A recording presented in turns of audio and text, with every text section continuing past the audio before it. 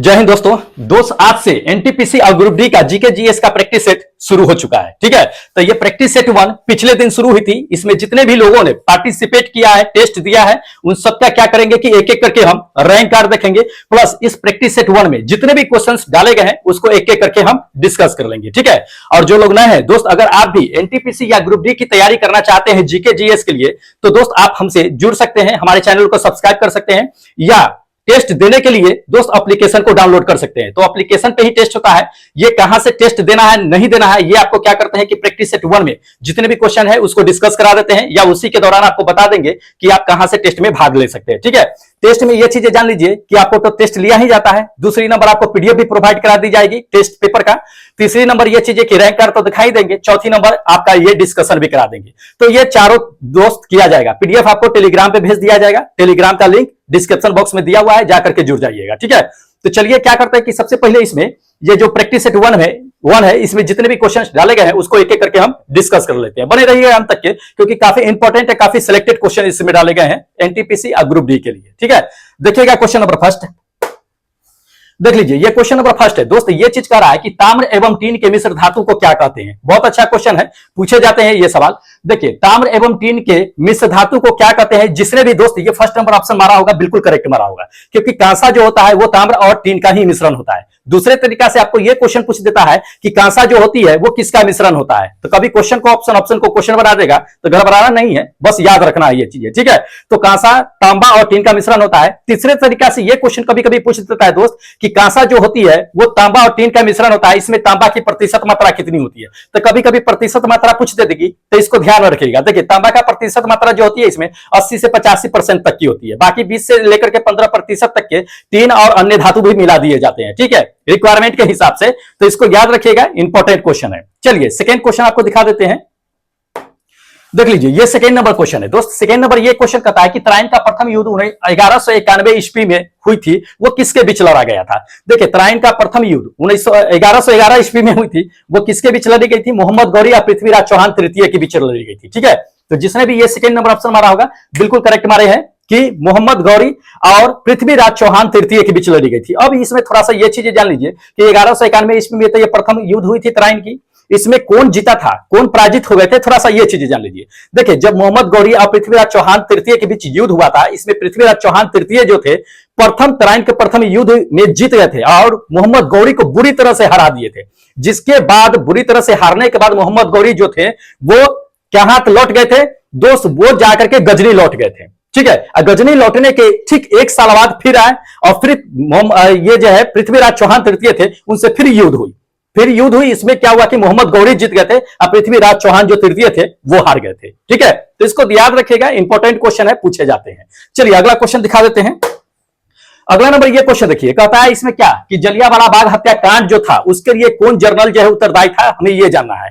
ठीक है, तो इन चारों ऑप्शनों में से देखिए फटाफट बता दीजिए कि कौन उत्तरदायी था ये जलियांवाला बाग हत्याकांड के लिए।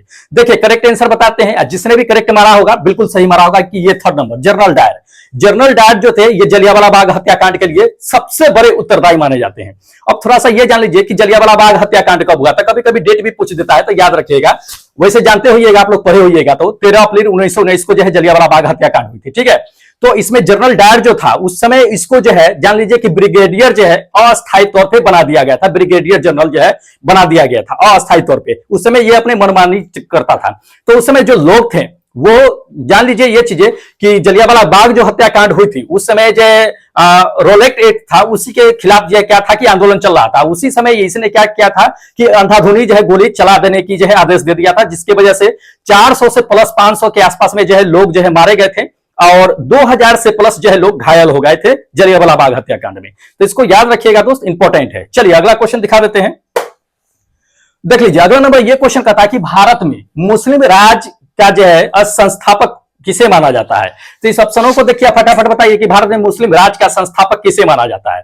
देखिए, करेक्ट आंसर बताते हैं। जिसने भी मारा होगा ये थर्ड नंबर बिल्कुल करेक्ट माने हैं। ठीक है, कि मोहम्मद गौरी को मुस्लिम राज का संस्थापक माना जाता है। ठीक है, अब ये चीजें जान लीजिए कि कभी कभी आपको जो है ये भी दे देगा, कौन दे देता है, कुतुबुद्दीन ऐबक भी दे देगा। ठीक है, कि कभी कभी कुतुबुद्दीन ऐबक, क्योंकि मुस्लिम राज का संस्थापक जो है आपको मोहम्मद गौरी और कुतुबुद्दीन ऐबक को भी माना जाता है। अब क्यों माना जाता है थोड़ा सा ये जान लीजिए। ये आपका जो मोहम्मद गौरी थे, ये क्या थे कि मुस्लिम शासक की नींव रखी थी, ठीक है, मुस्लिम शासक की नींव रखी थी। भारत पर इन्होंने सबसे पहले हमला किया था। लेकिन अब कुतुबुद्दीन ऐबक की अगर बात कर लेते हैं तो कुतुबुद्दीन ऐबक दिल्ली सल्तनत पे आकर के पहले जो है शासन किए थे, ठीक है, तो इसलिए इसको गुलाम वंश का जो है संस्थापक भी माना जाता है। तो इसको याद रखिएगा, पूछे जाते हैं ये सवाल। चलिए अगला क्वेश्चन आपको बता देते हैं। देख लीजिए अगला नंबर ये क्वेश्चन कहता है कि डबल रोटी में प्रयुक्त किए जाने वाले जो है बेकिंग पाउडर का जो है क्या होता है, ये हमको जानना है। तो बेकिंग पाउडर का नाम आपका रासायनिक नाम इसमें दिया हुआ है, रासायनिक नाम इसमें से चुन करके आप बता सकते हैं कि डबल रोटी में यानी पाव रोटी में या डबल रोटी कहिए या जो भी स्पंजी बनते हैं उसमें जो है प्रयोग किया जाता है बेकिंग पाउडर। उस बेकिंग पाउडर का रासायनिक नाम इसमें क्या है हमें यह जानना है। देखिए उस बेकिंग पाउडर का जो नाम है वो सोडियम बाइकार्बोनेट है। क्या है? Sodium bicarbonate. ध्यान रखिएगा, ये थर्ड नंबर जिसने भी मारा है बिल्कुल करेक्ट आंसर मारा होगा कि सोडियम बाइकार्बोनेट। इसका सूत्र जो होता है दोस्त NaHCO3 होता है, सोडियम बाइकार्बोनेट, ठीक है। पूछे जाते हैं ये सवाल, इसको ध्यान में रखिएगा, ये किलबर्ट की प्रक्रिया पे क्या करते हैं कि काम करते हैं। चलिए अगला क्वेश्चन आपको दिखा देते हैं। हाँ देख लीजिए अगला नंबर क्वेश्चन। दोस्त अगला नंबर ये क्वेश्चन कहता है कि नेचुरल फॉर्म में जो रबर होती है वो किस रूप में होती है, किस स्टेज में होती है, ठीक है। तो जो नेचुरल होता है, जो सबसे पहला स्टेज उसका होता है रबर का। देखिए जो सबसे रबर का पहला स्टेज जो होता है वो लैक्टेस के रूप में होता है। किसके? लैक्टेस के रूप में होता है। तो ये थर्ड नंबर जिसने भी मारा होगा बिल्कुल करेक्ट मारा होगा कि लैक्टेस के रूप में रबर जो होता है वो मौजूद होता है फर्स्ट स्टेज में। अब देखिए रबर कैसे प्राप्त की जाती है थोड़ा सा ये जान लीजिए, क्योंकि आपको हो सकता है कि कहीं पूछ दिया जाएगा। देखिए जैसे कि मान लीजिए तार के होते हैं ना, तो तार के पेड़ को छील करके उसमें लवनी बना करके तार से क्या तारी निकालते रहते हैं ना, तो उसी तरह से इसमें रबर के पौधे में भी होता है कि उसको पेड़ को जो है छील करके उससे क्या होते हैं कि दूध निकालते रहते हैं, और वो जो दूध निकलता है उसी को लैक्टेस कहते हैं, ठीक है, लिक्विड फॉर्म में होता है। उसको दूध निकालने की जो प्रक्रिया होती है उसको टैपिंग कहते हैं। सूखने के बाद ये येलो कलर में आ जाता है, फिर उसमें सल्फर डाल करके उसको हार्ड बना करके अपने मार्केट में सेल किया जाता है। तो इसको ध्यान में रखिएगा, लैक्टेस के रूप में यानी दूध के रूप में रहता है, ठीक है, लिक्विड फॉर्म में। चलिए अगला नंबर क्वेश्चन देख लीजिए दोस्त। अगला नंबर ये क्वेश्चन कहता है कि कोशिका के भीतर श्वसन का केंद्र होता है। तो कोशिका के भीतर श्वसन का केंद्र कौन होता है हमें ये जाना है इन चारों में से, ठीक है। देखिए कोशिका के भीतर अगर बात करते हैं श्वसन का केंद्र तो वो माइटोकॉन्ड्रिया होता है। कौन? माइटोकॉन्ड्रिया, जो एटीपी के रूप में क्या करता है कि ऊर्जा को भी मुक्त करते रहते हैं। तो ये क्या होगा कि सेकंड नंबर आपका आंसर बिल्कुल करेक्ट होगा, माइटोकॉन्ड्रिया, ठीक है। माइटोकॉन्ड्रिया को ऊर्जा घर के नाम से भी जानते हैं या बिजली घर के नाम से भी जानते हैं, तो इसको याद रखिएगा। चलिए हाँ अगला नंबर ये क्वेश्चन दे दिए कि महावीर का जन्म जो है किस क्षत्रिय गोत्र में हुआ था, ये हमें जानना है। महावीर जो थे वो क्षत्रिय ही थे, लेकिन किस गोत्र में हुआ था ये हमें जानना है, ठीक है। तो देखिए इन चारों ऑप्शनों को देखिए, बताइए कि क्षत्रिय के किस गोत्र में महावीर का जन्म हुआ था, ये हमें जानना है। देखिए करेक्ट आंसर बता देते हैं दोस्त, ये थर्ड नंबर यांत्रिक गोत्र में इनका क्या हुआ था कि जन्म हुआ था। अब थोड़ा सा इनके बारे में थोड़ा सा जान लीजिए ये चीजें कि महावीर का जन्म जो है क्षत्रिय परिवार में हुआ था, ठीक है। इनके पिताजी का नाम जो था वो सिद्धार्थ था, ठीक है। महावीर के पिताजी का नाम क्या था? सिद्धार्थ थे, जो यांत्रिक कबीले के क्या थे कि मुखिया थे, ठीक है। इनके मां का नाम तिरसला थी। इनका जन्म जो हुआ था 599 ईसा पूर्व में हुआ था। ये जान लीजिए कहां पे हुआ था, तो कुंडल ग्राम में हुआ था। कभी कभी ये पूछ देता है वैशाली के गणतंत्र कुंडल ग्राम में हुआ था, ठीक है। इनके बचपन का नाम जो था वो वर्धमान थे। 24वें ये अंतिम जो है क्या है कि महावीर जो है 24वें अंतिम तीर्थकर माने जाते हैं। तो इसको याद रखिएगा। ये 30 साल की उम्र में क्या किए थे कि घर उड़ छोड़ करके जो है निकल गए थे, और इनकी डेथ जो हो गई थी बिहार के पावापुरी में इनकी डेथ हो गई थी। तो ये सब जो है पॉइंट याद रखिएगा, क्योंकि ये सारे पॉइंट में से उठा करके पूछे जाते हैं, इसलिए आपको बता दिए हैं। चलिए अगला नंबर क्वेश्चन देख लीजिए दोस्त। अगला नंबर ये क्वेश्चन का था कि पानीपत का प्रथम युद्ध कब हुआ था, ये हमें जानना है। तो इन ऑप्शनों को देखिए, बताइए कि पानीपत का प्रथम युद्ध कब हुआ था। देखिए पानीपत का प्रथम, द्वितीय, तृतीय तीनों युद्ध याद रखिएगा इसका सन ईस्वी, क्योंकि पूछे जाते हैं। देखिए पानीपत का प्रथम युद्ध जो हुआ था वो 21 अप्रैल 1526 ईस्वी में हुआ था। कब हुआ था?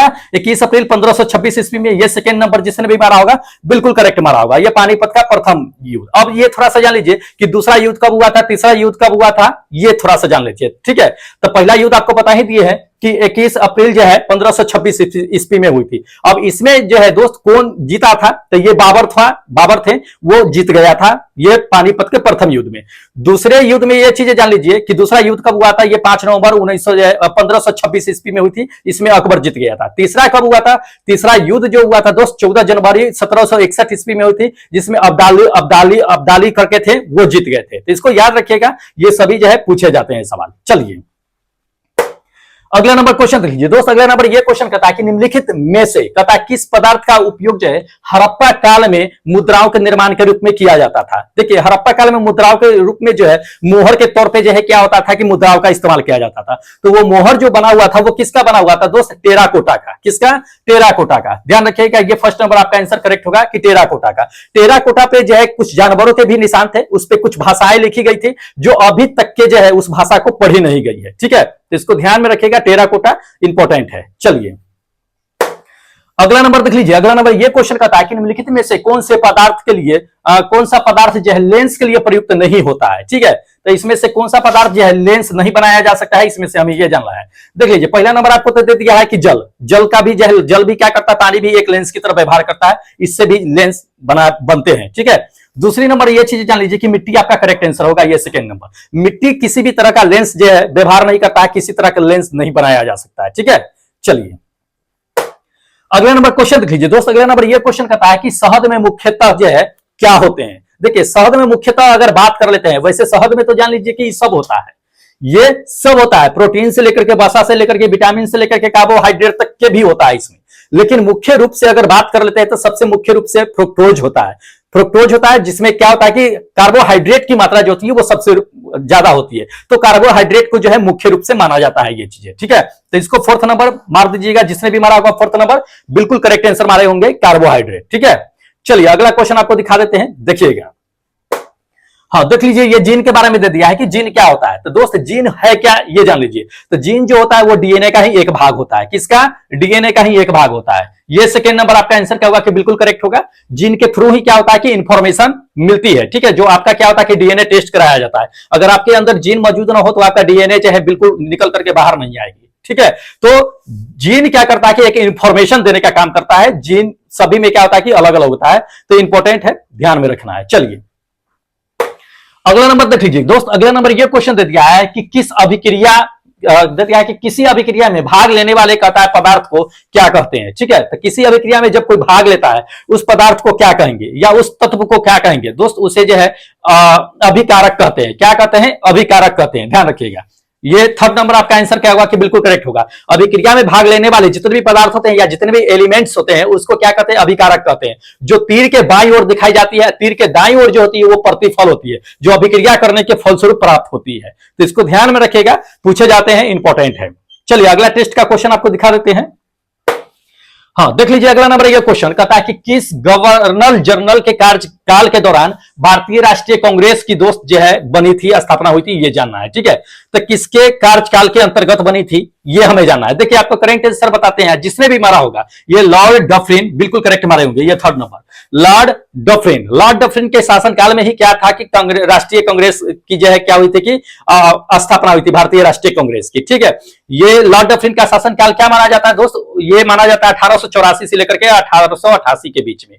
तो उसी के बीच में क्या हुआ था कि ये भारतीय राष्ट्रीय कांग्रेस की स्थापना की गई थी। ठीक है, पूछे जाते हैं, इंपॉर्टेंट है। चलिए अगला नंबर क्वेश्चन देख लीजिए। अगला नंबर ये क्वेश्चन दे दिया है कि बंगाल में कहता है कि निम्नलिखित में से जो एक पुर्तगालियों के द्वारा स्थापित की गई थी फैक्ट्री, हमें यह जानना है। तो इनमें से कौन थे जो पुर्तगालियों के द्वारा जो स्थापित की गई थी बंगाल में, हमें यह जानना है। तो हम लोग अच्छी तरह से जानते हैं कि बंगाल में कौन है?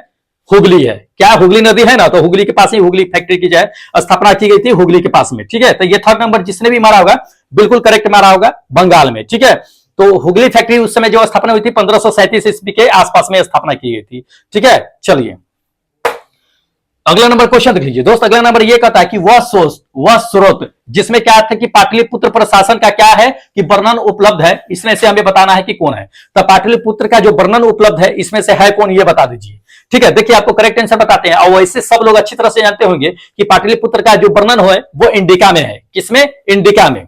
ठीक है, तो ये क्या है कि आपका ये थर्ड नंबर बिल्कुल करेक्ट आंसर होगा कि इंडिका में पाटलिपुत्र का जो है वर्णन किया गया है। अब थोड़ा सा ये चीज जान लीजिए कि कभी कभी पूछ देता है कि इंडिका जो है वो किसकी रचना है। दोस्त इंडिका जो है ये मेगास्थनीज की रचना है। मेगास्थनीज जो थे वो एक राजदूत थे। किसके राजदूत थे ये भी जान लीजिए। तो ये चंद्रगुप्त मौर्य के दरबार में रहने वाले थे, और उन्हीं का क्या था कि एक राजदूत था।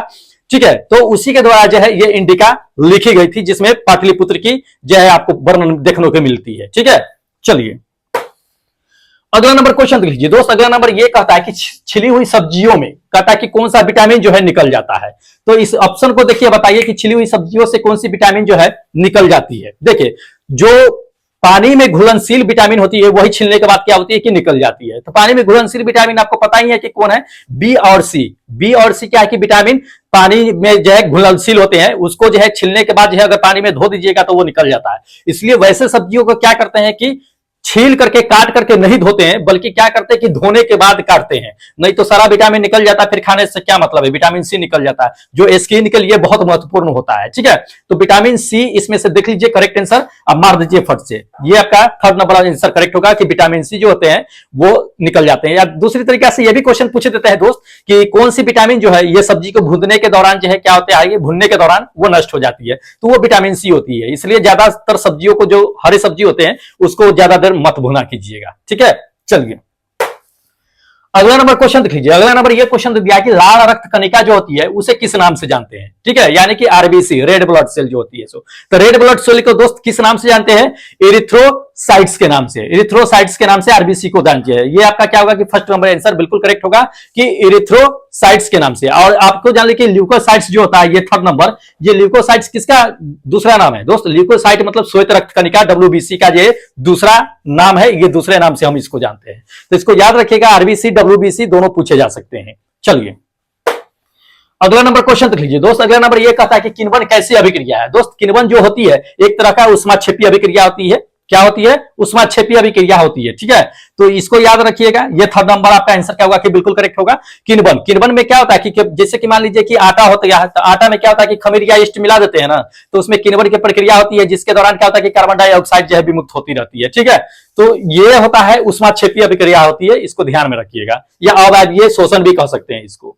चलिए अगला नंबर देख लीजिए। अब अगला नंबर ये क्वेश्चन आपको दे दिया है कि भारत की सबसे कहता कि बड़ी सुरंग जो है जवाहर सुरंग किस राज्य में अवस्थित है, हमें यह जाना है। देखिए जवाहर सुरंग किस राज्य में अवस्थित है, हम लोग अच्छी तरह से जानते हैं, पढ़े होंगे हैं हम लोग, लेकिन जो लोग नहीं जानते हैं आपको बताते हैं कि ये जम्मू कश्मीर में स्थित है जवाहर सुरंग जो है सो। ठीक है, कहां, जम्मू कश्मीर में। ये आपका क्या होगा कि ये थर्ड नंबर आंसर बिल्कुल करेक्ट होगा, जिसने भी मारा होगा बिल्कुल करेक्ट मारा होगा। अब इसको थोड़ा सा जान लीजिए कि जवाहर सुरंग के बारे में। जवाहर सुरंग का नाम जो है पंडित जवाहरलाल नेहरू जो थे प्रधानमंत्री अपने पहले, उन्हीं के नाम पे ये रखी गई थी। इसका निर्माण जो है जवाहर सुरंग की जो निर्माण हुई थी वो 22 दिसंबर 1956 ईस्वी में इसको जो है चालू किया गया था। ये जम्मू कश्मीर में स्थित है। ये क्या करता है कि श्रीनगर को जम्मू से जो है कनेक्ट करने का काम करता है। ठीक है, इसकी लंबाई जो है 2.85 किलोमीटर के आसपास में इसकी लंबाई है। जो कहां है, ये बनियाल दर्रा जानते होइएगा, पीर पंजाल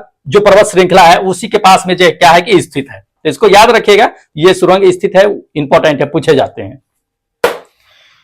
अगला नंबर देख लीजिए। अगला नंबर यह दिया है कि राजा को क्या करना चाहिए कि मंदिर का धन जो है जब्त कर लेना चाहिए। यह स्टेटमेंट जो था, यह कथन जो था, यह किसका था। ठीक है, कि राजा को मंदिर का धन जो है जब्त कर लेना चाहिए, क्योंकि उस पर टैक्स वैक्स लगता नहीं है। तो ये किसने स्टेटमेंट दे दिया था, ये हमें जानना है। देखिए ये स्टेटमेंट जो दिए थे ये कौटिल्य साहब ने दिए थे। किसने, कौटिल्य। तो ये आपका क्या होगा कि सेकंड नंबर आंसर बिल्कुल करेक्ट होगा, और जिसने भी मारा होगा सेकंड नंबर बिल्कुल करेक्ट मारा होगा। चलिए अगला क्वेश्चन दिखा देते हैं। हाँ देख लीजिए, अगला नंबर ये क्वेश्चन दे दिया कि मेघदूत जो है वो किसकी रचना है। बहुत अच्छा क्वेश्चन है। देखिए मेघदूत जो है ये कालिदास की रचना है। किसकी, कालिदास साहब ने ही किया था ये मेघदूत की रचना। ये आपका क्या होगा कि फर्स्ट नंबर आंसर बिल्कुल करेक्ट होगा। संस्कृत में किए थे। कालिदास को महान कवियों में से एक कवि माना भी जाता है। ठीक है, चलिए अगला नंबर क्वेश्चन देखिए दोस्त। अगला नंबर ये क्वेश्चन करता है कि सीपीयू का पूरा नाम क्या है। सीपीयू का पूरा नाम बताना है, कंप्यूटर से रिलेटेड क्वेश्चन है।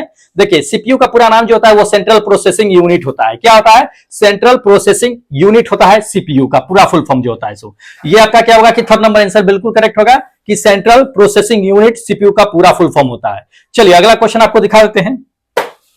हाँ देख लीजिए अगला नंबर क्वेश्चन दोस्त। अगला नंबर ये क्वेश्चन दे दिया है कि निम्नलिखित में से कौन जो है कंप्यूटर का भौतिक उपकरण है, हमें यह जानना है। ठीक है, तो इन चारों ऑप्शनों को देखिए, बताइए कि फिजिकल आपका इक्विपमेंट है कौन, भौतिक उपकरण है कौन। देखिए भौतिक उपकरण कहने का मतलब क्या होता है कि जिस चीज को हम छू सकते हैं वो क्या होता है कि भौतिक उपकरण होता है, वो हार्डवेयर के अंतर्गत आता है। किसके, हार्डवेयर के अंतर्गत। ये आपका फर्स्ट नंबर आंसर बिल्कुल करेक्ट होगा, हार्डवेयर के अंतर्गत आता है जिसको हम छू सकते हैं। जैसे कि कंप्यूटर का माउस हो गया, कीबोर्ड हो गया, मॉनिटर, टीवी जो होता है मॉनिटर हो गया, सीपीयू हो गया। तो ये सब क्या है कि दोस्त हार्डवेयर है, ये भौतिक उपकरण है जिसको हम छू सकते हैं। बाकी ये सॉफ्टवेयर है, तो सॉफ्टवेयर ये देख लीजिए, सॉफ्टवेयर कंप्यूटर के अंदर इनबिल्ड होता है, जैसे क्रोम हो गया या अमेजन एप्लीकेशन हो गया, ये सब को आप छू सकते हैं, बाहर निकाल के खेल सकते हैं, इसके साथ नहीं खेल सकते, सिर्फ आप देख सकते हैं कि कैसे वर्क कर रहा है, नहीं कर रहा है, लेकिन छू नहीं सकते हैं। ठीक है, तो जिसको हम छू नहीं सकते, टच नहीं कर सकते, वो सॉफ्टवेयर के अंतर्गत आता है। ये सभी जो है सॉफ्टवेयर ही एक तरह का है, ये हार्डवेयर के अंतर्गत आपको बता दिए हैं कि क्या है क्या नहीं है। ठीक है, तो इसको ध्यान में रखिएगा।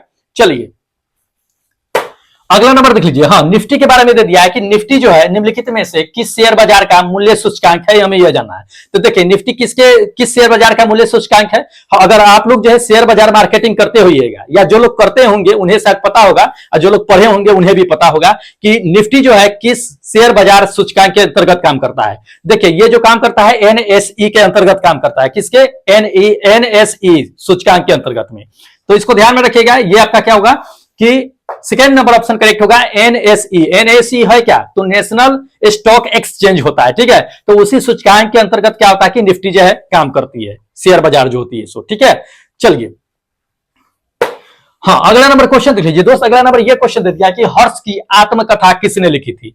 तो हर्ष की हर्ष चरित्र जो थी वो आत्मकथा थी, हर्ष चरित्र। हर्ष चरित्र की हर्ष जो थे वो उसी के बारे में बता देते हैं कि हर्ष चरित्र लिखी गई थी आत्मकथा हर्ष के बारे में। तो वो हर्ष के बारे में जो है किसने लिखी थी ये जानना है। तो ये ऑप्शनों को देखिए, बता दीजिए। देखिए ये फर्स्ट नंबर आपका आंसर क्या होगा कि बिल्कुल करेक्ट होगा, बाणभट्ट। बाणभट्ट ने क्या किया था कि दोस्त हर्ष के बारे में उसकी आत्मकथा हर्ष चरित्र लिख दी थी। ठीक है, वो हर्ष चरित्र जो थी वो पूरी तरह से संस्कृत में लिखे गए थे। तो इसको ध्यान में रखिएगा, एक तरह का महान जो है संस्कृत काव्य में से उसे गिना जाता है। ठीक है, तो ये था, इंपॉर्टेंट है हर्ष।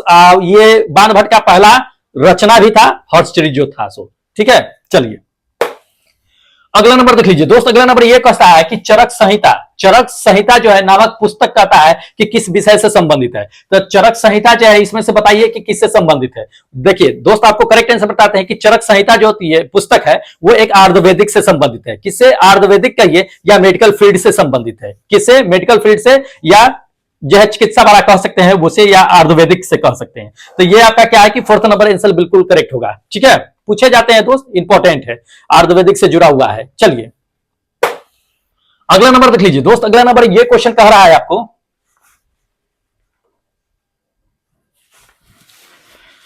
हाँ, तो अगला नंबर ये क्वेश्चन कह रहा है कि सस्ती मुद्रा का अर्थ क्या होता है। देखिए सस्ती मुद्रा का अर्थ ये चीजें होता है दोस्त कि कम ब्याज दर पे आपको जो है पैसे प्रोवाइड करना, या कम ब्याज दर पे आपको जो है लोन प्रोवाइड करना। ये आपका क्या होता है कि सस्ती मुद्रा दर होती है। ठीक है, सस्ती मुद्रा होती है, तो इसको ध्यान में रखिएगा। कम ब्याज दर पे आपका ऋण उपलब्ध कराना, ये आपका सस्ती मुद्रा होती है। तो ये थर्ड नंबर आपका आंसर करेक्ट होगा कि ब्याज की दर जो होनी चाहिए वो क्या होना चाहिए कि कम होना चाहिए। ठीक है, या इतना ब्याज होना चाहिए जिसपे क्या हो कि ऋण आसानी से उपलब्ध हो जाए। तो ये सस्ती मुद्रा होती है। ठीक है, सबसे सस्ती मुद्रा अगर बात कर लेते हैं तो ईरान की जो रियाल है वो अभी सबसे सस्ती मानी जा रही है। ठीक है, चलिए हाँ, अगला नंबर ये क्वेश्चन देख लीजिए कि 1857 में जो विद्रोह हुआ था कानपुर में, तो उसके कानपुर में जो सैनिकों का नेतृत्व किया था वो किसने किया था, हमें यह जानना है। ठीक है, तो ये इसमें से देखिए ऑप्शन को बता दीजिए कि 1857 में जो विद्रोह थी कानपुर में वो उसका नेतृत्व किसने किया था, वहां से अंग्रेजों को किसने निकाल करके फेंक दिया था, हमें यह जानना है। ठीक है, तो इन चारों में से देख लीजिए, बता दीजिए कि कौन है कौन नहीं। बहुत लोगों ने जो है तत्या टोपे मार दिए हैं, जो गलत है दोस्त आपको बता देते हैं कि ये फर्स्ट नंबर नाना साहब होंगे। ठीक है, नाना साहब ने ही क्या किया था कि अपने सैनिकों के साथ मिल करके अंग्रेजों को 1857 ईस्वी में कानपुर से क्या किए थे कि निकाल करके फेंक दिए थे, मतलब भगा दिए थे, ये चीजें कर दिए थे, और खुद को अपने आप को जो है पेशवा घोषित कर दिए थे। ठीक है, तो कभी कभी ये क्वेश्चन भी पूछ देता है कि पेशवा, खुद को पेशवा घोषित करने वाले व्यक्ति कौन थे, तो ये नाना साहब थे। ठीक है, नाना साहब का असली नाम जो था वो चीजें जान लीजिए कि धोतू पंत था। क्या था? धोतू पंत था, इसको याद रखिएगा। ये जो थे पेशवा बाजीराव के एक दत्तक पुत्र थे। ठीक है, द्वितीय दत्तक पुत्र थे, पूछे जाते हैं ये चीजें। ठीक है, तो चलिए अगला क्वेश्चन आपको दिखा देते हैं। हाँ, देख लीजिए अगला नंबर ये क्वेश्चन कि गांधी जी की जब मृत्यु हो गई थी तब उस समय ये किसने कहा था कि हमारे जीवन से प्रकाश चला गया है। ठीक है, तो इन चारों ऑप्शनों में से देखिए, आप बता दीजिए कि किसने कहा था कि हमारे जीवन से प्रकाश चला गया है। ठीक है, ये किसका स्टेटमेंट था ये हमें जानना है। देखिए, जब आपको बताते हैं कि गांधी जी की मृत्यु हो गई थी 30 जनवरी 1948 ईस्वी में, जब गांधी जी की मृत्यु हुई थी तब उस समय पंडित जवाहरलाल नेहरू ने ये मतलब की बातें कही थी कि हमारे जीवन से प्रकाश चला गया है। ठीक है, ये आपका क्या होगा कि सेकेंड नंबर आंसर करेक्ट होगा, पंडित जवाहरलाल नेहरू। ठीक है, पंडित जवाहरलाल नेहरू जब महात्मा गांधी मर गए थे तो अभी ना क्या है कि हम लोग जो है ठीक है कि टीवी पर या ऑनलाइन जो है सब कुछ जो है कर देते हैं, उस समय रेडियो का प्रचलन था। तो रेडियो के पास में जैसे कि मोदी साहब आते हैं ना, मन की बातें करते हैं, तो ठीक उसी तरह से पंडित जवाहरलाल नेहरू जब महात्मा गांधी की डेथ हो गई थी तो पंडित जवाहरलाल नेहरू उस समय रेडियो से क्या किए थे कि जो है भाषण दिए थे। ठीक है, सबके सामने कि महात्मा गांधी जो है मर गए हैं, और ऐसा उन्होंने उस स्टेटमेंट उस भाषण में कहे कि आज जो है हमारे जीवन से प्रकाश चला गया। ठीक है, तो ये जितने अभी तक के भाषण है उसमें से इतिहास के पन्ने में ये सबसे प्रचलित भाषण माना जाता है, ये पंडित जवाहरलाल नेहरू साहब का। ठीक है, तो इसको ध्यान में रखिएगा, इंपॉर्टेंट क्वेश्चन है। चलिए अगला क्वेश्चन आपको दिखा देते हैं, देख लीजिए। अगला नंबर ये क्वेश्चन कहता है कि हॉकी पेनाल्टी जो होता है, हॉकी में जो पेनाल्टी स्ट्रोक होता है वो कितनी दूरी पर मापी जाती है। देखिए हॉकी में जो पेनाल्टी स्ट्रोक होती है, जैसे पेनाल्टी दिया जाता है ना कि चलो ठीक है गलत स्ट्रोक मारे हो तो आपको पेनाल्टी लगेगा, तो पेनाल्टी में जो है कितने मतलब कि दूरी पर जो है स्ट्रोक मारी जाती है ये हमें जानना है। तो इन चारों में से ऑप्शनों में से देखिए बता दीजिए। देखिए आपको करेक्ट आंसर बताते हैं कि उसकी दूरी जो होती है वो 6.4 मीटर के आसपास में होती है। 6.4 मीटर, जिसको लगभग जो है 7 गज के आसपास में हम लोग मान लेते हैं। कितना? 7 गज। ये आपका क्या होगा कि ये 7 number, first number answer correct होगा 7 गज। ठीक है, 7 गज जो होती है सो इतने पे पेनाल्टी स्ट्रोक मारी जाती है। चलिए अगला नंबर देख लीजिए। अगला नंबर ये क्वेश्चन आपको दे दिया है कि नरेंद्र मोदी निम्नलिखित में से जो है किस योजना की शुरुआत नहीं किए थे। ठीक है, नरेंद्र मोदी साहब वैसे तो बहुत सारे योजना की शुरुआत कर रखे हैं, लेकिन हमें यह चीजें जानना है कि इनमें से कौन सी योजना का शुरुआत नहीं कर पाए, ये थोड़ा सा जानना है हमको। ठीक है, देखिए बाल समृद्धि योजना का शुरुआत उन्होंने नहीं कर पाए थे। ठीक है, ये थर्ड नंबर आपका आंसर करेक्ट है, लेकिन हो सकता है कि इसका भी कहीं शुभारंभ कर दिया जाए। चलिए अगला नंबर क्वेश्चन देख लीजिए। अगला नंबर ये क्वेश्चन दे दिया है कि निम्नलिखित में से कौन जो है भोज्य पदार्थ की शुद्ध गारंटी देती है। ठीक है, देखिए अगर आप जो है बंद पैकेट वाला सामान खरीदते होइएगा या अनाज की जो है बॉडी खरीदते होइएगा तो उस पर लिखा होता है, एक मार्क का साइन रहता है। किसका? एक मार्क का। ध्यान रखिएगा, ये आपका सेकेंड नंबर आंसर बिल्कुल करेक्ट होगा कि एक मार्क। अब थोड़ा सा ये चीजें जान लीजिए कि ये तो खाद्य पदार्थ हो गया, जैसे कि मान लीजिए चावल हो गया, दाल हो गया, बहुत सारी जो है आप खाद्य पदार्थ लीजिएगा तो उस पर एक मार्क का जो है साइन आपको देखने के लिए मिलेगा। दूसरी नंबर ये चीज जान लीजिए कि फसाई का भी साइन होता है। किसका? फसाई का। फसाई भी क्या करता है कि खाद्य पदार्थ की पुष्टि करता है। FSSAI करके लिखा होगा। ठीक है, दूध वाला या पैकेट खरीदिएगा या खाने वाला चिप्स खरीदिएगा पॉलीथीन, तो उसके पीछे देखिएगा FSSAI करके रहता है। तो जब भी कोई सामान खरीदने जाइए तो उसको क्या कीजिए कि बारीकी से पढ़ लीजिए, हो सकता है कि आप लोगों के एग्जाम में भी उससे आए। तो जैसे कि यह है फसाई के खाद्य पदार्थ के रूप में पूछा जाता है, तो इसको ध्यान में रखिएगा, एक मार्क और फसाई दोनों दिए जाते हैं। तो अगर एक मार्क न दे तो फसाई दे देगा, तो आराम से मार दीजिएगा उसे। ठीक है, चलिए अगला नंबर देख लीजिए। कविया की स्पर्श रेखा, स्पर्श रेखा जो है किस खेल से संबंधित है हमें यह जानना है। तो इन चारों ऑप्शनों को देखिए, बताइए कि स्पर्श रेखा किस खेल से संबंधित है। देखिए स्पर्श रेखा जो होती है वो कबड्डी खेल से संबंधित होती है। किससे? कबड्डी खेल से संबंधित है। ये आपका सेकेंड नंबर आंसर बिल्कुल करेक्ट होगा कि कबड्डी खेल से संबंधित होती है। कबड्डी खेल में स्पर्श रेखा होती है और जो लाइन बीच में खींची जाती है, उसमें 2 टीम होते हैं, जो लाइन के एक पार होते हैं, लाइन के एक पार होते हैं, दूसरी पार होते हैं। तो इसमें 2 टीम होती है, दोनों टीम में 7 से 8 प्लेयर होते हैं। तो इसको पूछा जाता है क्वेश्चन, ध्यान में रखिएगा। चलिए अगला नंबर देख लीजिए दोस्त। अगला नंबर ये क्वेश्चन आपको कह रहा है कि निम्नलिखित में से कौन सा जो है वो समय का मात्रक नहीं है। तो इन चारों को ऑप्शनों में से देखिए, बता दीजिए कि समय का कौन जो है मात्रक नहीं है। देखिए करेक्ट आंसर आपको बताते हैं दोस्त, ये प्रकाश। फर्स्ट नंबर, प्रकाश वर्ष जो होता है वो समय का मात्रक नहीं होता है। प्रकाश वर्ष हम लोग अच्छी तरह से जानते हैं कि ये दूरी का मात्रक होता है। किसका? दूरी का मात्रक होता है, जिसमें 9.46 × 10⁻⁴ जो है दोस्त -15 मीटर। 15 मीटर जो है क्या होता है कि इसकी ये मेजर होती है, इसका जो मान होता है। तो पूछा जाता है ये चीजें, जिसको ध्यान में रखिएगा, एक प्रकाश वर्ष बराबर जो होती है इसको। चलिए अगला नंबर देख लीजिए। अगला नंबर ये क्वेश्चन आपको दे दिया है कि एसआई पद्धति में लेंस का जो है शक्ति का इकाई क्या होता है, लेंस की शक्ति की इकाई क्या होती है, हमें ये जानना है। ठीक है, कुछ लड़के हैं जो ऑप्टर सीधा मार दिए दोस्त। ऑप्टर नहीं होता है, ये सेकेंड नंबर मार दिए दोस्त। ऑप्टर नहीं होता है बल्कि डायोप्टर होता है। क्या होता है? डायोप्टर। ये थर्ड नंबर आंसर करेक्ट होगा। कोई नहीं, अभी समय है दोस्त, टेस्ट दे करके यहां गलती कर लीजिए, जितना भी गलती करना है, क्योंकि टेस्ट के बाद जो है जब आप लोगों का एग्जाम होगा तो उस समय गलती सुधार लीजिएगा। जैसे कि टेक्नीशियन का हम जो है क्या करा रहे थे, टेस्ट करा रहे थे, एलपी का टेस्ट करा रहे थे, तो उसमें शुरू में जितना गलती जिसको करना था करके देख लिया, तुक्का मार के देख लिया, सब कुछ करके देख लिया। जब एग्जाम के समय आया तो हमने ये चीजें तो जरूर नोटिस किया कि लोगों का नेगेटिव कम हो गया था। जो नेगेटिव लेकर के मारते थे टेस्ट में वो नेगेटिव कम कर दिए थे, जीरो लाना कम कर दिए थे, तो जो भी होता था पॉजिटिव में टेस्ट दे देते थे। तो उसी तरह से क्या कीजिएगा दोस्त, तुक्का मत मारिएगा, एकदम पॉजिटिव लेकर के चलिएगा, ठीक है। चलिए आपको तो दिखा दिए हैं कि लेंस का शक्ति का SI मात्रक क्या होगा, ये डायोप्टर होता है, तो याद रखिएगा डायोप्टर इंपॉर्टेंट क्वेश्चन है। चलिए अगला क्वेश्चन आपको दिखा देते हैं। कहता है कि किसी द्रव का क्वथनांक से पहले क्या है कि वाष्प में बदलने की प्रक्रिया क्या कहलाती है। तो किसी भी द्रव को क्वथनांक से पहले क्या कीजिए, पूर्व उसके वाष्प में बदलने की प्रक्रिया जो होती है वो वाष्पीकरण कहलाती है। क्या कहलाती है, वाष्पीकरण, ध्यान रखना है। ये थर्ड नंबर आपका आंसर क्या होगा कि बिल्कुल करेक्ट होगा कि वो वाष्पीकरण कहलाती है। चलिए अगला क्वेश्चन दिखा देते हैं। हाँ देख लीजिए अगला नंबर ये क्वेश्चन है, कहता कि ऊर्जा का सबसे जो है अधिक अंतराल आपको देखने के लिए इसमें से किस में मिलेगा। देखिए ऊर्जा का सबसे अधिक अंतराल जो आपको देखने के लिए मिलता है वो विद्युत रोधी में, इंसुलेटर में, इलेक्ट्रिकल इंसुलेटर में मिलता है देखने के लिए, ठीक है। ये थर्ड नंबर आपका आंसर बिल्कुल करेक्ट होगा कि विद्युत रोधी यानी कि इंसुलेटर में सबसे ज्यादा अंतर देखने के लिए मिलेगा। चलिए हाँ ये चीजें देख लीजिए। अगला क्वेश्चन ये दे दिया है कि भारत का सबसे चौड़ी नदी कौन सी है। सबसे चौड़ी नदी पूछी जाती है, सबसे लंबी नदी पूछी जाती है। तो सबसे चौड़ी नदी के बारे में पूछ रहा है, तो सबसे चौड़ी नदी जो है इसमें कौन सा है, ऑप्शन को देखिए, फटाफट बता दीजिए कि भारत की सबसे चौड़ी नदी कौन सी है। देखिए भारत की सबसे चौड़ी नदी की अगर बात कर लेते हैं तो ब्रह्मपुत्रा है। कौन है, ब्रह्मपुत्रा। ये फर्स्ट नंबर आपका आंसर बिल्कुल करेक्ट होगा कि ब्रह्मपुत्रा है। अभी इसकी आखिर चौड़ाई है कितना, कभी ये जान लीजिए। देखिए ब्रह्मपुत्रा की अगर चौड़ाई की बात कर लेते हैं तो दोस्त ये 5.5 किलोमीटर के आसपास में आपको मिलेगी। 5.46 किलोमीटर चौड़ाई मानी जाती है। लेकिन ब्रह्मपुत्रा कहीं कहीं चल जाइएगा तो 10-10 किलोमीटर तक के जो है चौड़ा देखने के लिए मिलेगा, ठीक है। इसकी लंबाई की अगर बात कर लेते हैं तो दोस्त लंबाई जो है 2900 किलोमीटर के आसपास में है। ये सिर्फ अपने भारत में ही नहीं है, ब्रह्मपुत्रा जो है ये भारत के अलावा चीन में, भूटान में, बांग्लादेश में भी बहती है। तो इसको याद रखिएगा, पूछे जाते हैं ये, ठीक है। चलिए अगला क्वेश्चन दिखा देते हैं।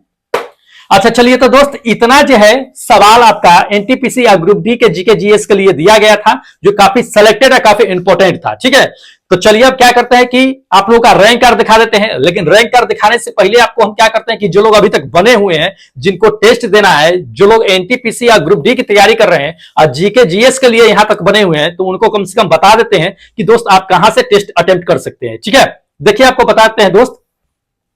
देखिए इस एप्लीकेशन को क्या कीजिएगा दोस्त कि डाउनलोड कर लीजिएगा ईआरसीबी सर के नाम से। किसके, ईआरसीबी सर के नाम से डाउनलोड कर लीजिएगा, प्ले स्टोर पे ये एप्लीकेशन मिल जाएगा। इसी पे क्या होता है कि टेस्ट होता है, जीके जीएस के लिए टेस्ट होगा आपको, ठीक है, इसी पे।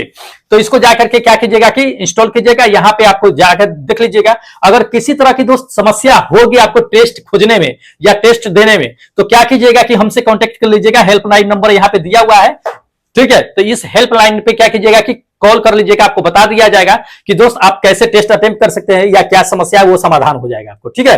देखिए आज के टेस्ट में क्या है कि बहुत कम लोग जो है पार्टिसिपेट किए हैं। परचेज तो बहुत आदमी कर लिए हैं, लेकिन पार्टिसिपेट बहुत कम लोग किए हैं, ठीक है। तो चलिए क्या करते हैं कि जो भी लोग हैं दोस्त, जितने भी लोगों ने टेस्ट दिया उनको एक एक करके हम क्या कर लेते हैं कि रैंक कार्ड देख लेते हैं कि किसने कितना नंबर लेकर के आए, ठीक है। देखिए दोस्त अगर आपको समस्या हो रही है टेस्ट देने में, तो हम आपको बार बार ये चीजें कहते हैं कि आप डायरेक्ट कॉल कीजिएगा, ठीक है। आपकी समस्या का समाधान होगा, क्योंकि जितने भी लोग हैं उनको अगर समस्या हुई है तो डायरेक्ट कॉल किए हैं, उनको हम बात करके उनकी समस्या का बता दिए है कि कैसे आप टेस्ट दे सकते हैं या कैसे परचेज कर सकते हैं टेस्ट। तो देर मत कीजिएगा, ठीक है। जाकर के क्या कीजिएगा कि कॉल कर लीजिएगा। बहुत लोग वंचित रह गए, इसी वजह से टेस्ट नहीं दे पाए। तो दोस्त टेस्ट दे लीजिए, क्योंकि काम देगा आगे आपको, इसलिए आपको बता देते हैं आपको। चलिए अब क्या कर लेते हैं कि आप लोगों का रैंक कार्ड देख लेते हैं, जितने भी लोग टेस्ट दिए हैं उन सभी का। देखिएगा, देख लीजिए ये रैंक कार्ड है आपका। इस रैंक कार्ड में आप आज जो है सबसे नंबर 1 पे बने हुए हैं, ये रमेश कुमार रामसेन करके है, रमेश नहीं है, रामसेन कुमार करके है, जो ये नंबर फर्स्ट पे बने हुए हैं। ये 120 मार्क्स में क्या है कि 90.69 मार्क्स लेकर के आए हैं। देखिए इसमें 1/3 नेगेटिव मार्किंग भी है। एक क्वेश्चन के लिए 3 मार्क्स दिया गया है। अगर एक क्वेश्चन गलती करते हैं तो 0.33 मार्क्स आपका कट जाएगा। तो एक क्वेश्चन के लिए 3 मार्क्स है, 40 क्वेश्चन है, तो 40 क्वेश्चन के लिए कितने मार्क्स हो गए, 4 × 12 120 नंबर। तो ये 120 नंबर आपका है, ठीक है। और नेगेटिव मार्किंग जैसे रेलवे में अप्लाई होता है 0.33, उसी तरह से 0.33 पॉइंट आपका नेगेटिव भी है, ठीक है। तो इसको ध्यान में रखिएगा, नेगेटिव कम अटेम्प्ट कीजिएगा, जहां तक के होगा पॉजिटिव अटेम्प्ट कीजिएगा, क्योंकि डिस्कशन करा ही देते हैं तो डिस्कशन पे आप समझ ही जाइएगा। चलिए, तो ये राम सेन साहब है जो पहले नंबर पे है। दूसरे नंबर की अगर बात कर लेते हैं तो दोस्त दूसरे नंबर पे ये विष्णु कुमार है। तीसरे नंबर पे ये राहुल मुंजे है। चौथे नंबर की अगर बात कर लेते हैं तो ये भगवान कुमार भगवान है। पांचवें नंबर पे बात कर लेते हैं तो ये सरोज कुमार सिंह है। छठे नंबर की अगर बात कर लेते हैं तो ये क्या है कि अजीत कुमार है। अजीत कुमार महतो साहब है जो छठे नंबर पे है। चलिए, सातवें नंबर की अगर बात कर लेते हैं हम, सातवें नंबर की अगर बात कर लेते हैं तो सातवें नंबर पर देखिएगा हरिमोहन कुमार है। हरिमोहन कुमार जो सातवें नंबर पे है। आठवें नंबर की अगर बात कर लेते हैं तो मोहन कुमार है। नौवें नंबर की अगर बात कर लेते हैं तो ये कौन है, अतुल्य कुमार है। 10वें नंबर की अगर बात कर लेते हैं हिमांशु कुमार, हिमांशु करके है। उसके बाद 11वें नंबर पे क्या है कि अमितेश कुमार है। 11वें नंबर पे अमितेश कुमार है। 12वें नंबर की अगर बात कर लेते हैं तो एफ अंसारी करके है। ठीक है, कौन है, एफ अंसारी जो 12वें नंबर पे है। चलिए अगला दिखा देते हैं आपको। हाँ देखिएगा, आपको 13वें नंबर पे, 13वें नंबर पे कौन है कि सन्नी है। सन्नी गुज्जर जो है अलवर से टेस्ट देते हैं, बहुत अच्छा है दोस्त। 13वें नंबर पे आप हैं। 14वें नंबर की अगर बात कर लेते हैं तो ये अभय कुमार है। 15वें नंबर की अगर बात कर लेते हैं तो ये रोशन कुमार है। 16वें नंबर की अगर बात कर लेते हैं दोस्त, 16वें नंबर पे कौन है कि देवानंद प्रसाद है। 17वें नंबर की अगर बात कर लेते हैं तो हमारे 17वें नंबर पे विनय साहब जो यूपी से टेस्ट देते हैं, बहुत समय से ये टेस्ट दे रहे हैं भाई। चलिए 17वें नंबर पे है। 18वें नंबर की अगर बात कर लेते हैं तो ये मलिंद्रा साहब है जो 18वें नंबर पे बने हुए हैं। ठीक है, 19वें नंबर की अगर बात कर लेते हैं तो देखिएगा 19वें नंबर पे कौन है कि ये अपना जो है रामचंद है जो मीना है। साथ किसी वजह से टेस्ट नहीं इनको लग पाया है तो ये 0 है, क्योंकि एक ही अटेम्प्ट कर रखे हैं हम, तो एक ही अटेम्प्ट आप कर सकते हैं। इसके बाद जो फिर से जो है सेट 2 शुरू होगा, इस सेट को भी जो है क्या किया जाएगा कि एक्टिव कर दिया जाएगा। ठीक है आप लोगों का, तो इसके लिए टेंशन ना लीजिए, सेट एक्टिव कर दिया जाएगा। ठीक है, अभी क्या है कि आज है आपका क्या है कि प्रैक्टिस सेट 2 एक्टिव है। मैसेज भी चला जाएगा आप लोगों को या चला गया होगा, तो जाकर के क्या कीजिएगा कि प्रैक्टिस सेट 2 जाकर के अटेम्प्ट कर लीजिएगा। ठीक है, चलिए अब क्या कीजिए कि दोस्त हमें इजाजत दीजिए। और जो लोग चैनल अभी से तक सब्सक्राइब नहीं किए हैं दोस्त, अगर आप भी एनटीपीसी के लिए एकदम तैयारी कर रहे हैं जी जान से, तो दोस्त बिल्कुल चैनल सब्सक्राइब कर लीजिए, क्योंकि 40 नंबर जीके जीएस के लिए हम लेकर के आए हैं और पूरी तरह से कंप्लीट करा भी देंगे आप लोगों को। ठीक है, तो फटाफट चैनल सब्सक्राइब कीजिए, जाकर के एप्लीकेशन डाउनलोड कर लीजिएगा, जाकर के टेस्ट दे लीजिएगा। फिर अगले दिन हम आपके लिए लेकर के आएंगे सेकेंड नंबर टेस्ट का दोस्त डिस्कशन क्लास। तब तक इजाजत दे दीजिए। जय हिंद दोस्तों।